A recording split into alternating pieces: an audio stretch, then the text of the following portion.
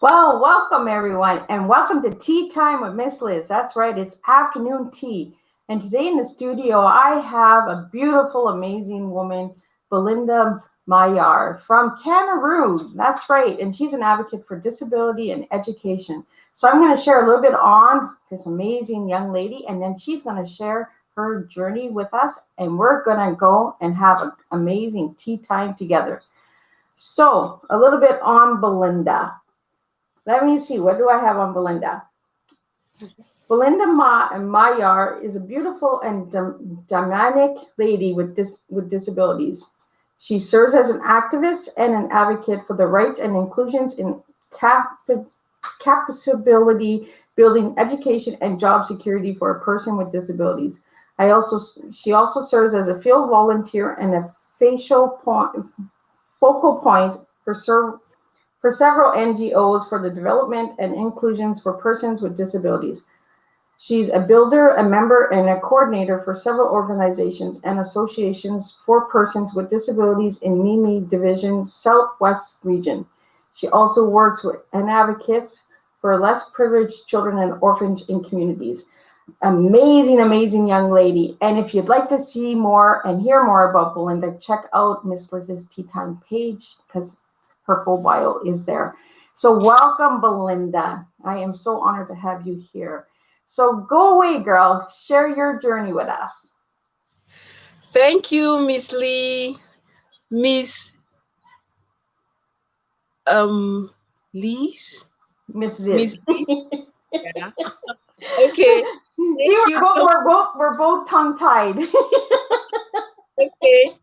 Thank you very much. It's been a privilege for me to be on the show with you today. It's been a long awaited day. I was just like, but definitely I knew we'll get here.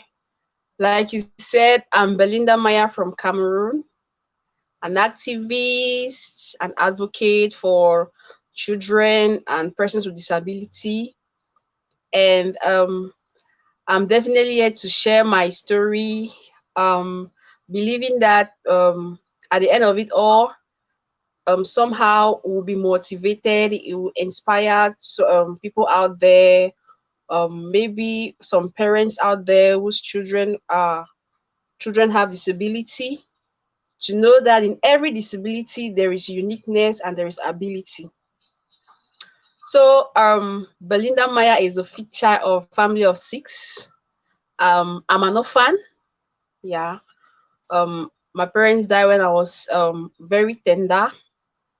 Actually, I was not born with a disability. I was born like every normal child. I play around and I could do everything as a child.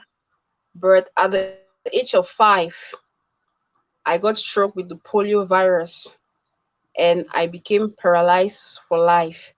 And during those moments, it came like a shock to my parents. What was happening to this child? Our beautiful little girl, she could do this, she could do that. But now she has special needs. Are we going to leave her like that? Are we going to abandon her? Are we going to kick her off the society? And it was very amazing because when I got paralyzed, my parents never gave up on me. It was like they had to begin another training for a special child, and it was very challenging because when it happened, I was completely down. Um, Unlike today that I can use crutches, I was completely down. I could not stand. I could not do anything. Therefore, it means I had to go to a rehab center. And so I was in a rehab center for like 2 years as a child. And at one point, because it became very expensive, my parents could no longer pay the bills and all that. After 2 years and some months, I had to come back to the house. Um, when I got back home, it was like starting all over again. But there was one thing my father said as a child that right in my heart, the person I've become today is because when I listened to what he said, there was one day he called the family and he said, even if no child will go to school in the family, Maya must go to school. At that moment, I realized that with the disability or not, have the right to humanity, has the right to be educated. And it motivated me into becoming the person I am today to advocate and to fight for the right of children with disability. And when I got back and I started all over again, it was like 2 years later, my both parents died the same year, and it became more challenging for a child with a disability to also grow up as an orphan child. It was like when my parents were around, all those special needs, they would be like, do this for her, do this for her. But when they were no longer there, it means I had to fight for myself. And at that time, I developed the quality of being a fighter, of saying no. I'm not going to back out of school because my parents are not there. I'm not going to do this because they are not there. I became a fighter. And from that time on in my life, I felt bad when I meet a child who is less privileged in any aspect, being it an orphan child or an abandoned child or a child with disability. I became very tender and very emotional. And that feeling has nurtured me to an extent where in 2019, I actually started my advocacy for children and persons with disability. So it is the background of what I've gone through as a child, the different scenarios I had to see in my life that gave me the inspiration to like, Maya, it's not over. Maya, you can do better. That has given me the inspiration to become the fighter, the advocate, whatsoever you want to name me, to see how children with disability, persons with disability, um, can have a place in the society. Because, like I said, there is a unique ability in every person with disability. So that is the story behind who this fighter is today. So, what have you learned about yourself, Belinda, with all of this fight, with all of this hardship?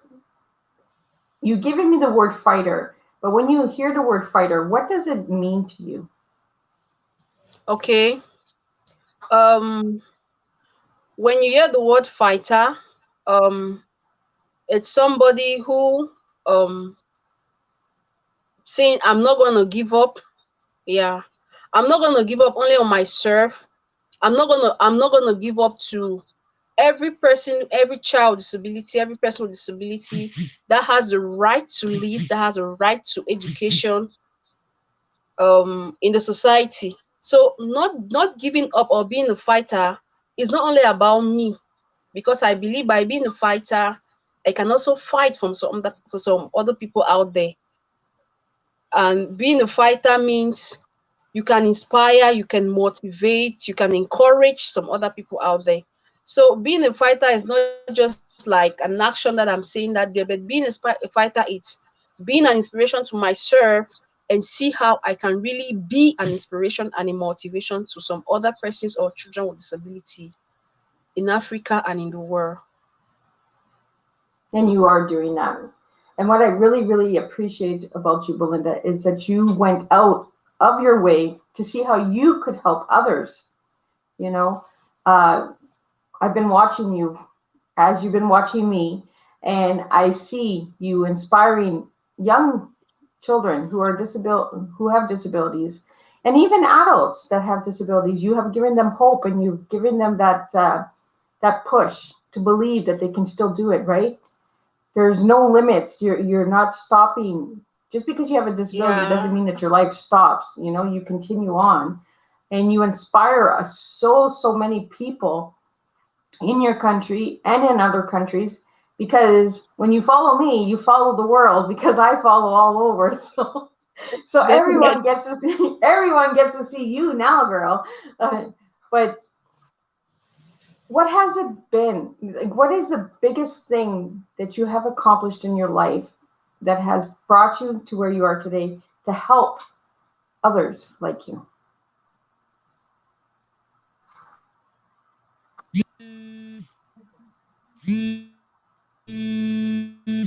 Before in my community, you see parents, you see parents withholding children from children with disability from going to school.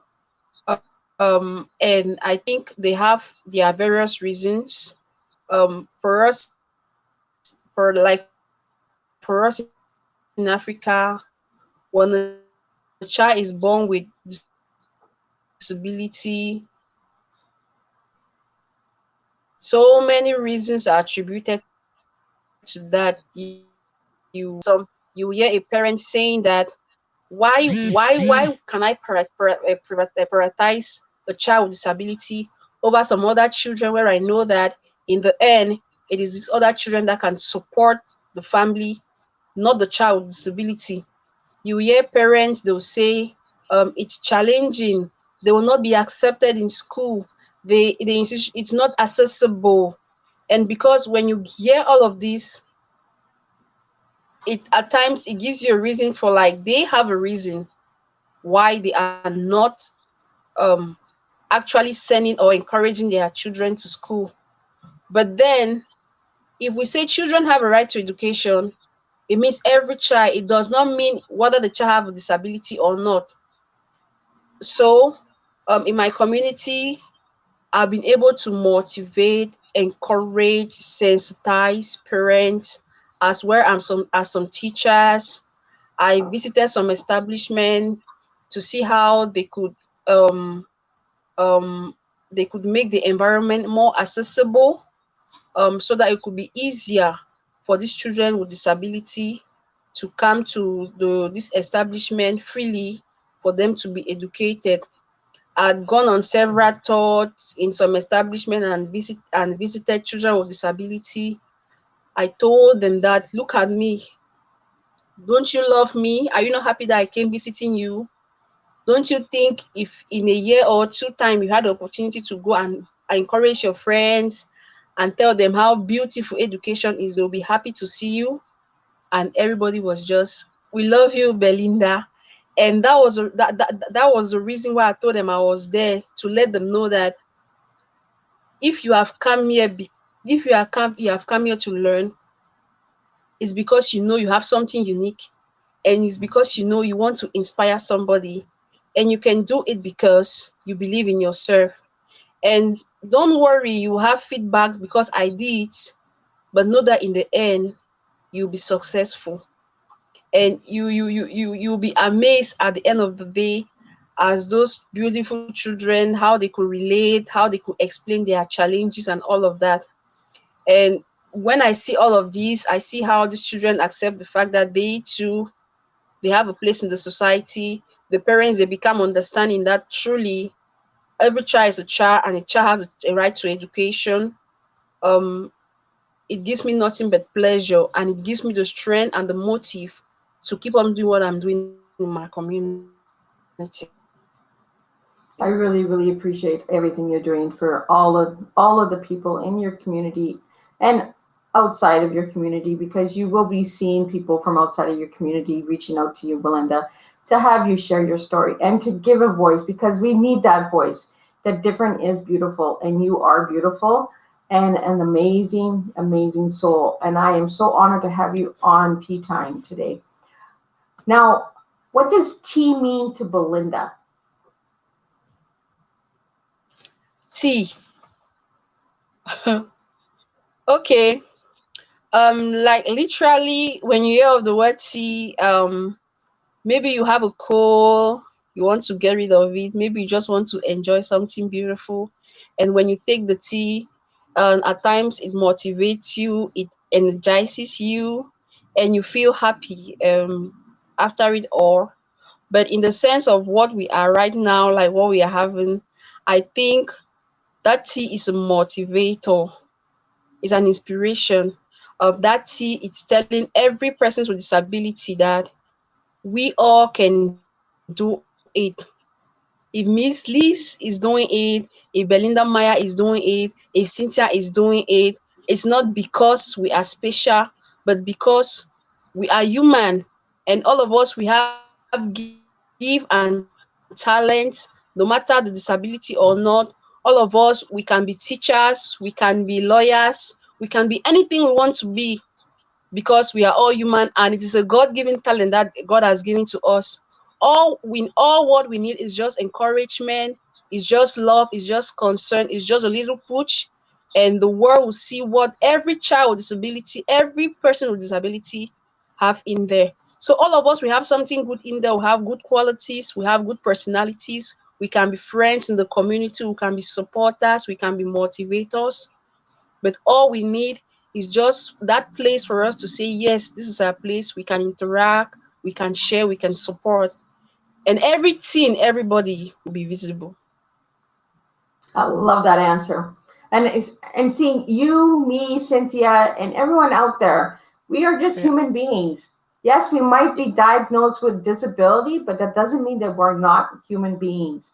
You know, we can still do stuff. We can still be leaders. We can still be teachers. We can still be lawyers. It's like Belinda says, anything you set your mind to, there's no Yeah. limits. We only limit ourselves when we limit ourselves, you know. Yeah. And I really, really am honored to have you as a guest today on Tea Time. Is there any final words or any message that you'd like to give anyone out there before we wrap up Tea Time? Yeah. To parents with disability, children are a blessing. Children are a blessing. And if you are blessed with a beautiful child, being with a disability or not, care for your child, support your child, push the child to whatsoever limit you think you could do for any other child, because it's your child. And in the end, believe me, you'll be proud of that child. With every person with disability out there, we can make it, we can be heard, we can be loved, we can be cherished. So do not say no because I am this, or because I have this disability or not, I'm finished, I'm useless, I cannot do it. Say to yourself that I came into the world to be a motivator to some people. I came to the world to be an inspiration. I came to the world to love the people in the world. I came to care for the people in the world. And if all of us, we know that we have a responsibility, being persons with disability or not, it will always give us a motivation to keep doing what we can do best. But knowing that in every disability, like I'll say, there is uniqueness and there is ability. I love that.